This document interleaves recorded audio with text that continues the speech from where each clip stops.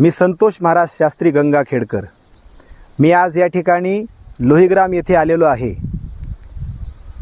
इथं आमचे गुरुबंधू श्री हरिभक्तीपरायण चैतन्य महाराज हिके महाराजांनी या ठिकाणी गोपालकृष्ण गोशाळेच्या माध्यमातून गोसेवा सुरू केलेली आहे।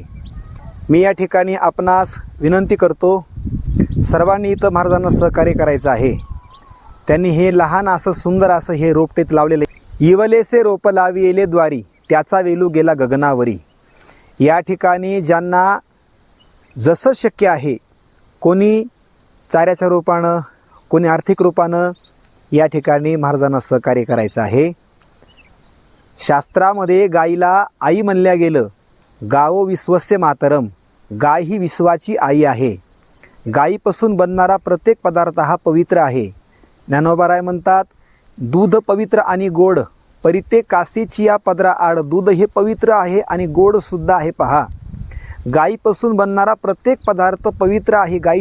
गाईपासून बनणारी प्रत्येक वस्तू ही शुद्ध आहे, आपल्या उपयोगी आहे।